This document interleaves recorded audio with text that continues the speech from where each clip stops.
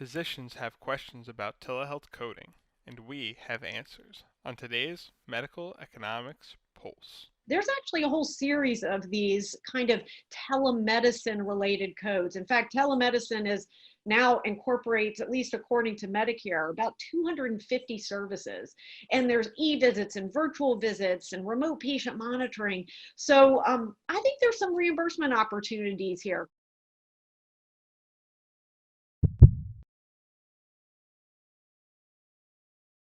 Physicians need telehealth to ensure they can treat their patients during this unprecedented pandemic.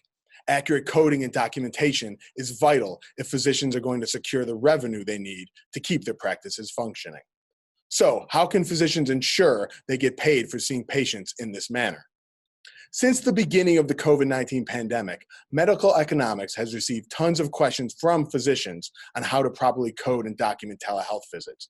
To answer your questions, we are joined today by healthcare business consultant Elizabeth Woodcock, who is an expert on coding and documentation. In April, Medical Economics hosted a webinar on COVID-19 Practice Survival Guide. And Elizabeth Woodcock, a consultant and expert on telehealth documentation and coding, joined us for that webinar to present to physicians the best way they can use telehealth to keep their practices afloat. We received tons of questions from physicians after that webinar, and we decided to take an opportunity to talk to Elizabeth again to answer some of the pressing questions that physicians have.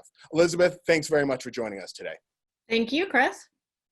So the first question that we received a ton of is, where can physicians go to get the most correct and up-to-date information when it comes to telehealth coding and documentation rules? It's a great question, and we're hampered by two details that are incredibly frustrating. First of all, almost every payer has its own nuance, its policies, protocols related to coding reimbursement. And second of all, those are changing what seems like every day. So if you're frustrated, you're not the only one. I am too. However, I will mention that it appears that we are now at a little bit of a sustainable state, meaning pretty much the rules have worked out, and as of today, pretty much what you know is going to be. Okay, great. So the next question is, we received a lot of wondering about phone calls without using video, and whether that is something that you can be reimbursed with via telehealth. So can you kind of sort through using old-fashioned telephone versus using a video conferencing type software? Well, that's one of those changes, Chris. On April 30th, the Centers for Medicare and Medicaid Services actually made audio-only telemedicine possible. Prior to that, they had really held steady to audio and video being required. But again, on April 30th, and that was actually retroactive back to the beginning of the public health emergency, indeed, audio is now applicable. And so physicians can bill the telephone only codes and, interestingly enough, receive reimbursement at the level of an outpatient visit. So exciting to have had that change, again, April 30th. Now, that's Medicare we're talking about, correct? That's a great point. This is Medicare that we're talking about. And indeed, just like we discussed early on, because each payer has different policies, some of our payers, actually, I would say the majority, were allowing phone only. But we were joined by CMS, and that really seemed to kind of explode the landscape. And now most of our payers, but it pays to check with your particular payers, do allow phone only telemedicine visits. Great.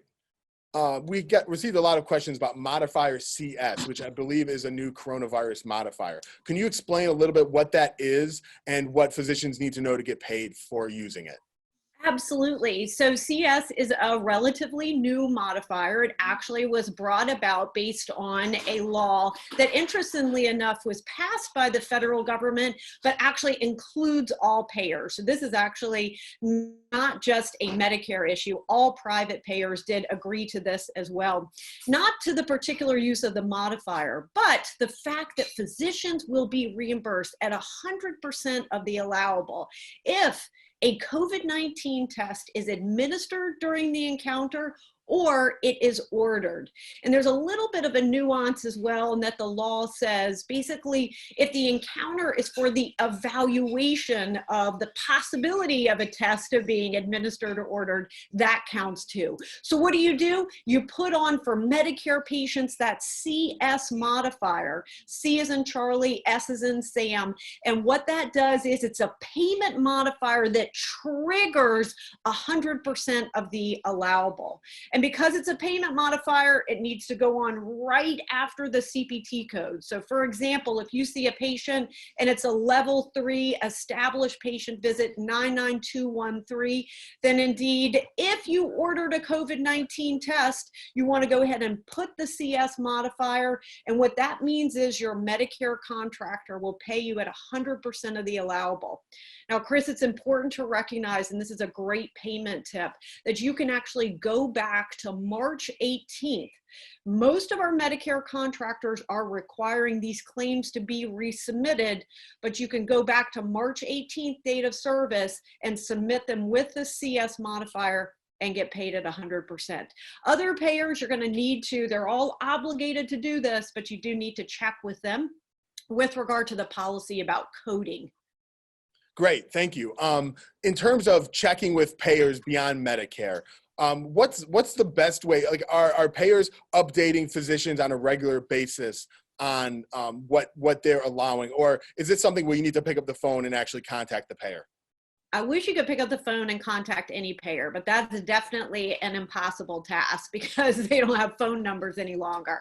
However, they're certainly issuing memoranda. So we are seeing mostly, it's not pushed, it's actually on their websites. Most of them have a COVID-19 or a public health emergency resource page. So that's probably the best bet. Unfortunately, plan B is to go ahead and submit the claim and then get the denial, okay, what happened, and you work it out like that. But certainly it's better to be proactive, preventive strategy if you can. Chris? Okay, great. So we received a ton of questions. This was maybe the most frequent question about place of service in regards to telehealth. What are the current rules regarding place of service, and what do you need to do to ensure that you're receiving the best possible reimbursement rate? And there's quite a backstory to that, if I may. First, when the public health emergency was declared, CMS, the Centers for Medicare and Medicaid Services, said, let's go ahead and use telehealth place of service O2. So all of us were scrambling, okay, let's go, let's go, let's go. And there was correspondence and communication coming out that physicians would be paid at the regular rate, except that O2 modifier triggered a lower rate, a facility rate. And I won't go into the details other than saying physicians were getting paid less. So what CMS did was they came out and said, no, no, no, no. Listen, why don't you change this? Don't use the O2. Instead, give us a little modifier on the end of the code, a 95. And so the O2 then was replaced with whatever place of service you would have otherwise used for that patient had the encounter been face-to-face. And so even though this is frustrating, I would argue that CMS was actually doing the right thing by saying, listen, we know this O2 is triggering a lower reimbursement. We want doctors to get paid what they should. And so if you were billing as a place of service 11, which is a physician's office, then please go ahead and continue to do that. It was a great strategy, even though it was frustrating. From a payment perspective, it really was the best thing to do. Okay, great. The next one is a little more specific. It refers to the G 2012 code that I believe refers to follow-up phone calls. Following it. So the question specifically is, can this code be used for follow-up phone calls following a telemedicine visit? For example, a new medication is started and you want to check on a patient, 3 days later regarding how the medication is working. Can you talk a little bit about what's allowed in terms of that G code and following up? Yeah, so the G code, which pays about $15, does indeed require you to get outside of a 7-day window. So it cannot, the services can't originate from an E&M service that was provided, and then the 7 days afterwards. So if you call the patient 2 or 3 days later, the E&M is what would have incorporated your reimbursement. But if you're calling them 9 days later, or you're just checking in with them, then indeed that would certainly count as that G2012. Again, about a $15 reimbursement. Now, Chris, if I may mention that if you really are checking, I'm going to use the term, if you're doing remote patient monitoring, there's a whole nother set of higher paying codes that fall under those that topic of remote patient monitoring. Okay, great. Would you mind expanding a little bit of detail on those remote patient monitoring codes? I think our audience would love to hear about that. Absolutely. So let's say you have a patient who may have tested positive or tested negative for COVID-19, but you're worried about them. And so you're basically checking in with them. So you're remote patient monitoring, right? Because unless they're coming into the office, you're doing this on a non-face-to-face basis. So there are multiple codes in that series that include actually a device. So if you give the patient like a pulse ox, for example, so there's a code for that. Then there's a code for the actual caretaking as well. And so that also might be something to take a look at. Again, those are the remote patient monitoring codes, and they can be billed in units of time, and those units are in 20 minutes. Okay, great. The next question I had is about Modifier 95. We received a ton of questions about this modifier. Can you first off explain what that modifier is, and then how to use it properly, especially in the telehealth sort of perspective? Yes, absolutely. So Modifier 95 is the telehealth modifier. So we have a place of service 02 and a Modifier 95. Those are kind of the two kind of coding nuances. And again, simply because of payment triggering that lower payment, Medicare has told us throw out the 02, but be sure to add the 95. And the 95, interestingly enough, Chris, it's really kind of an information only modifier. It doesn't trigger any different kind of payment or any of that kind of stuff. So it's really meant to be, honestly, really for researchers to track on the back end and for CMS to kind of know what type of visit you're rendering. So that's the 95. Now, let me just mention again that those 02 and 95, this is where we're seeing a variation in payers in terms of some payers are asking for the 02, some payers are asking for the 95. There's also this crazy modifier called a GT, which was kind of an old telemedicine modifier. Unfortunately, some of our payers are asking for that as well.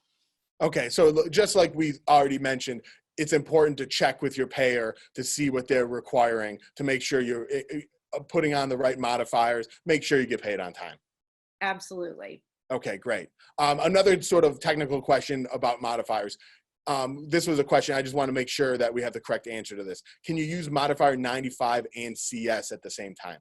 You absolutely can, but because 95 is informational only, I'm going to actually use that in the secondary position, because CS should go in the primary position because it triggers a different payment, 100%. Okay, great. So the next question is about Modifier CS again. It is asking that, can you use the Modifier CS if a patient is evaluated for COVID-19, but then no testing is ordered, or is testing a required part of that?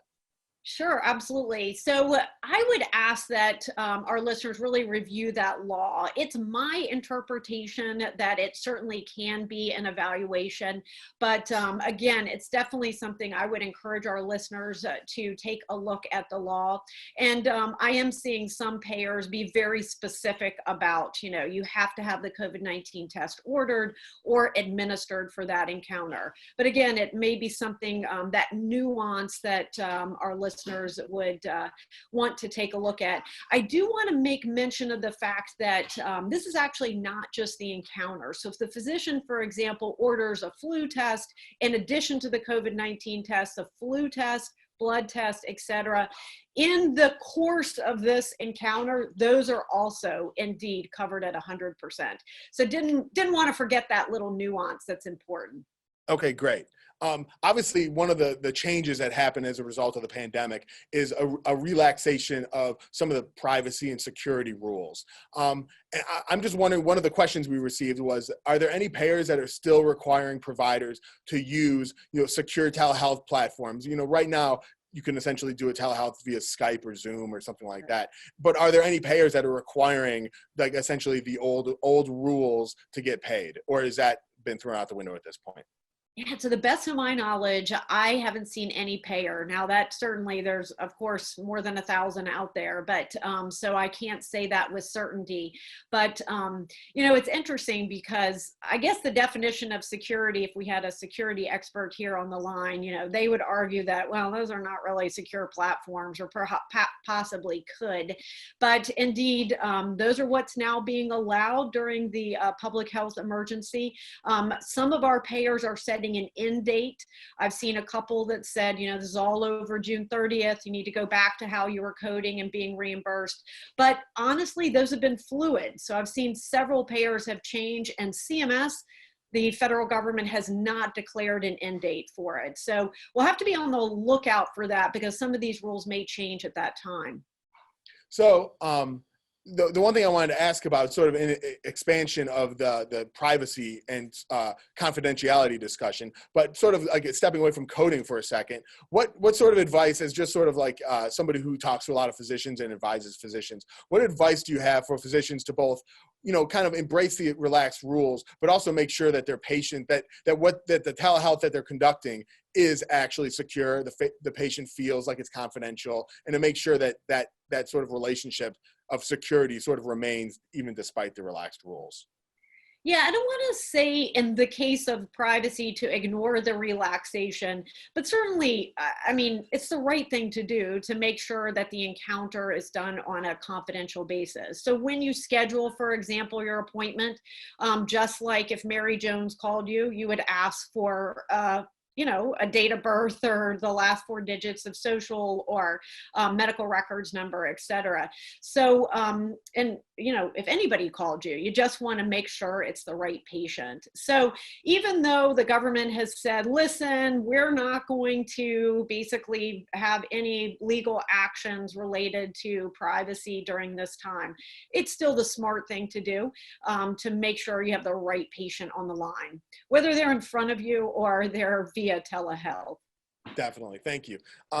In terms of sort of technical glitches with telehealth, one of the questions we received was, if a telehealth call is interrupted and essentially can't continue because of a software glitch or some internet connection issue, how do you handle the billing with that?